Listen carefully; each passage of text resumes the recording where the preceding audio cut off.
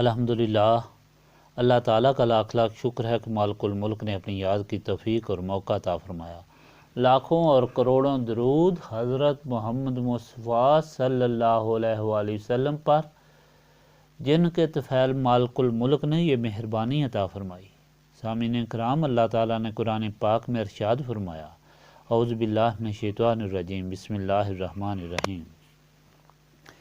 وَلَمَّا دَخَلُوا مِنْ حَيْثُ أَمَرَهُمْ أَبُوهُمْ مَا كَانَ يُغْنِي عَنْهُمْ مِنَ اللَّهِ مِنْ شَيْءٍ إِلَّا حَاجَةً فِي نَفْسِ يَعْقُوبَ قَضَاهَا وَإِنَّهُ لَذُو عِلْمٍ لِمَا عَلَّمْنَاهُ وَلَكِنَّ أَكْثَرَ النَّاسِ لَا يَعْلَمُونَ وَلَمَّا دَخَلُوا عَلَى يُوسُفَ آوَى إِلَيْهِ أَخَاهُ قَالَ إِنِّي أَنَا أَخُوكَ وَلَا تَبْتَئِسْ بِمَا كَانُوا يَعْمَلُونَ وَلَمَّا جَهَّزَهُم بِجَهَازِهِمْ جَعَلَ السِّقَايَةَ فِي رَحْلِ أَخِيهِ ثُمَّ أَذَّنَ مُؤَذِّنٌ أَيَّتُهَا الْعِيرُ إِنَّكُمْ لَسَارِقُونَ قَالُوا وَأَقْبَلُوا عَلَيْهِمْ مَاذَا تَفْقِدُونَ قَالُوا نَفْقِدُ سُوَاءَ الْمَالِكِ وَلِمَنْ جَاءَ بِهِ حِمْلُ بَعِيرٍ وَأَنَا بِهِ زَعِيمٌ قَالُوا تَاللَّهِ لَقَدْ عَلِمْتُمْ مَا جِئْنَا لِنُفْسِدَ فِي الْأَرْضِ وَمَا كُنَّا سَارِقِينَ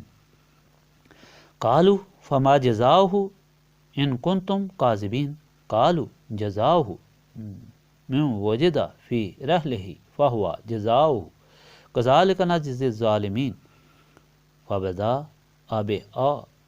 بآیاتہم قبل وعاء اخیہ ثم استخرجها من وعاء اخیہ کذالک کدنا لیوسف ما کان لیاخذ اخاہ فی دین المالک الا ان یشاء اللہ نرفع درجات من نشاء وفوق کل ذی علم علیم قالوا من یسرق فقد سرق اخ لہ من قبل فسرها یوسف فی نفسہ ولم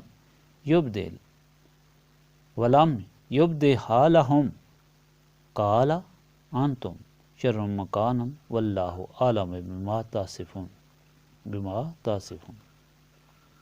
اور جب وہ داخل ہوئے جس طرح حکم دیا تھا ان کے باپ نے، وہ نہیں فائدہ پہنچا سکتا تھا انہیں اللہ کی تقدیر سے کچھ بھی، مگر ایک خیال تھا نفس یعقوب میں جس کو انہوں نے پورا کیا، اور بے شک وہ صاحب علم تھے بے وجہ اس کے جو سکھایا تھا ہم نے اس کو، لیکن اکثر لوگ نہیں جانتے۔ اور جب پہنچے یوسف کے پاس تو یوسف نے جگہ دی اپنے بھائی کو اپنے پاس اور اسے کہا کہ میں تمہارا بھائی ہوں، غمزدہ نہ ہو اس پر جو یہ کیا کرتے تھے۔ پھر جب مہیا کر دیا ان کو ان کا سامان تو رکھ دیا پیالہ اپنے بھائی کی خورجی میں۔ پھر پکارا ایک پکارنے والے نے، اے قافلے والو، بلا شبہ تم چور ہو۔ وہ ان کی طرف متوجہ تھے، کون سی چیز تم نے گم کی ہے؟ انہوں نے کہا کہ ہم نے گم کیا ہے بادشاہ کا پیالہ، اور وہ شخص جو ڈھونڈ لائے گا تو اسے ایک شتر کا بھار انعام دیا جائے گا، اور میں اس کا ضامن ہوں۔ وہ کہنے لگے، خدا کی قسم تم خوب جانتے ہو کہ ہم اس لیے نہیں آئے کہ فساد برپا کر دیں زمین پر، اور نہ ہی ہم چوری پیشہ ہیں۔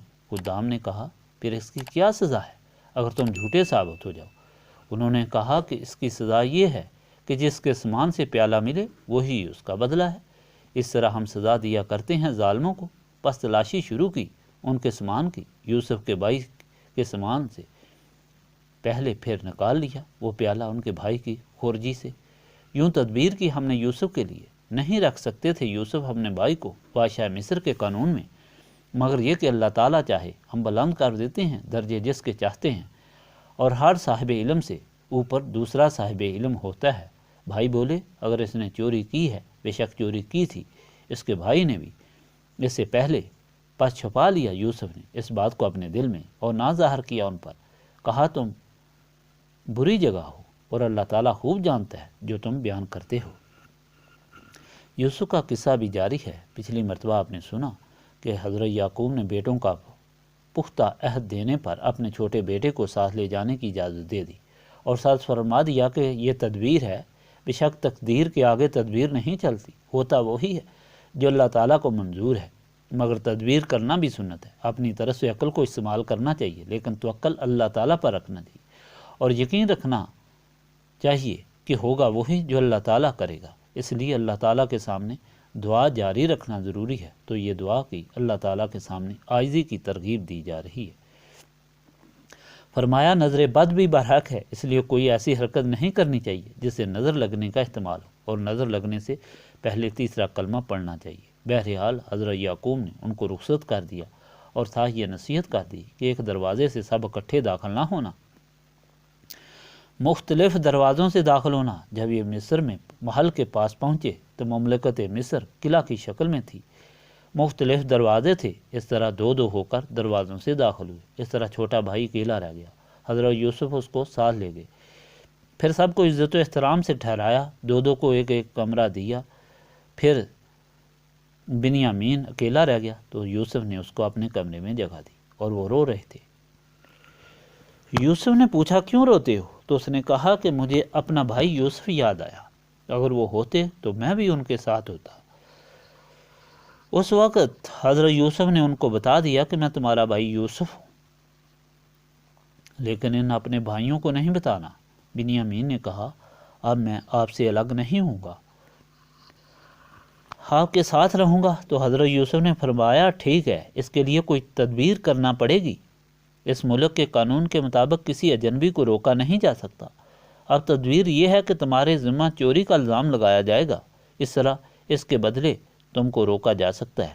انہوں نے کہا ٹھیک ہے۔ پھر جب سب کا سامان تیار ہوا تو بنیامین کے سامان میں ایسا سے یوسف کا پیالہ سونے کا رکھ دیا۔ جب قافلہ چلا گیا تو نوکر قافلے کے پیچھے بھاگا اور آہو زاری آواز دی، ٹھہر جاؤ، تم چور ہو۔ وہ واپس مڑے اور پوچھا کیا گم ہو گیا ہے؟ انہوں نے کہا کہ بادشاہ کا پیالہ گم ہے۔ انہوں نے کہا یہ بڑا قیمتی پیالہ ہے، اگر ہم کو کسی کے ذریعے سے مل جائے ہم اس کو 1 اونٹ کا بھار اور مفت دے دیں گے۔ انہوں نے کہا ہم پیغمبر کی اولاد ہیں، ہم مکر اور چوری نہیں کرتے، ہم یہاں پہلے بھی آتے جاتے رہے ہیں۔ انہوں نے کہا کہ ہم تلاشی کریں گے، لیکن جس کے سامان سے پیالہ نکلا پھر اس کو کیا سزا دی جائے گی؟ انہوں نے کہا کہ اس کی سزا پھر وہی شخص ہوگا، اسی کو غلام بنا کر رکھ لو۔ چانچہ پہلے دوسرے بھائیوں کی تلاشی لی گئی، آخر میں بنیامین کے سامان کی تلاشی لی، جیسے وہ پیالہ نکلا۔ انہوں نے کہا کہ اس کے بھائی یوسف نے بھی پہلے چوری کی تھی۔ یوسف کی چوری نہ تھی بلکہ ایک نیکی کا عمل تھا۔ جب وہ بچے تھے تو انہوں نے دیکھا کہ ان کا نانا ایک بت کی پرستش کرتا ہے، تو یوسف بت اٹھا کر لے گئے اور اسے توڑ کر گندگی کے ڈھیر میں پھینک دیا۔ یوسف کو بھائیوں کی یہ بات سن کر بہت صدمہ ہوا، لیکن انہوں نے ظاہر نہ کیا اور دل میں کہا کہ تم برے لوگ ہو۔ آج کے فرمان میں سمجھنے والی 2 اہم باتیں ہیں۔ پہلے یہ اللہ تعالیٰ خود فرماتا ہے کہ حضرت یعقوب بڑے علم والے ہیں، ان کو اللہ تعالیٰ نے علم دیا ہے۔ یہ ثابت ہوا کہ اللہ تعالیٰ جسے چاہتا ہے جتنا چاہتا ہے اسے علم سے نواز دیتا ہے، جو علم دوسروں کے لیے غیب کا علم ہوتا ہے۔ پہلے یوسف کا ذکر کیا، اب حضرت یعقوب کے علم کی تعریف فرمائی۔ دوسری یہ بات کہ قانون کا احترام ضروری ہے، جس کی پابندی حکام وقت پر بھی ضروری ہے۔ اسی طرح انتظام درست چل سکتا ہے۔ یوسف زبردستی بھی اپنے بھائی کو روک سکتے تھے، لیکن اپنے آپ کو قانون کا پابند کیا اور حکمت سے بھائی کو روکا، اور یہ حکمت بھی اللہ تعالیٰ نے ان کو عطا فرمائی۔ گویا کہ یہ ثابت ہوا کہ اللہ تعالیٰ کے بندے جو نبی ہوتے ہیں ان کو اللہ تعالیٰ نور نبوت سے منور فرماتا ہے۔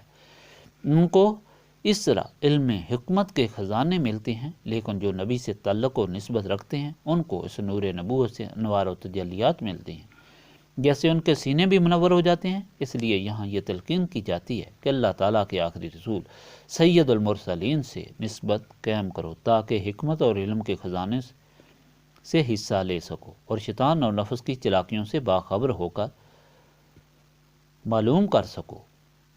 یہ محفل اسی نسبت کو حاصل کرنے کی کوشش ہے۔ اللہم صلی علی سیدنا محمد وعلی آلہ وصحبہ صلاۃ تکون لنا امان من کل خوف۔